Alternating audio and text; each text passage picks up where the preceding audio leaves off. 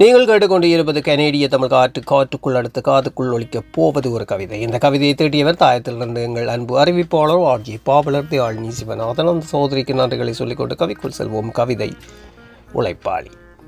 சிந்தும் வியர்வை முத்துக்களால் செழிப்பு காணும் வாழ்வினிலே அந்தி பகலாய் உழைத்து வெல்ல அவலம் தாங்கும் நெஞ்சோடு சிந்தை சிதறாத தெளிவும் சீரிய எண்ண துயர்வும் வந்து போகும் இன்பத்தை வரமாய் ஏற்றுக்கொள்வாரே. பஞ்சம் என்ற பாரத்தை பழகி சுமப்பவர் தினமும் நெஞ்சில் கொண்ட உறுதியால் நேர்மை உழைப்பில் வென்றிட அஞ்சி அஞ்சி குனிந்தலும் அரிதாய் போதலும் உண்மையே. வெஞ்சின மடங்கி பொறுமையாய் வேதன கையில் பெற்றிடுவார்.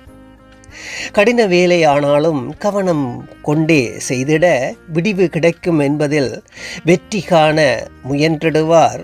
அடிமையாக்கி தம்மை ஆட்டி வைக்கும் முதல்வரின் கொடிய குணத்தை காணும் கொடுமை தானும் தீருவோம். தினமும் கையிற்கூலியை திரும்ப வெண்ணி பார்த்திடுவார்.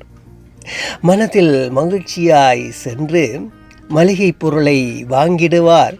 கணக்கும் நெஞ்சிற்காயங்கள் கண்டு ஆற்ற யாருமின்றி முணங்கி தவிக்கும் உள்ளத்தை மூடி வைத்தே வாழ்த்திடுவார். உழைப்பாளர் தின வாழ்த்துக்கள். தியாழினி சிவநாதன். நன்றி அன்பு தியாழினி சிவநாதன். மீண்டும் அடுத்த கவியூடாக உங்களை சந்திப்பேன் என்று கூறிக்கொண்டு விடைபெறுகின்றேன்.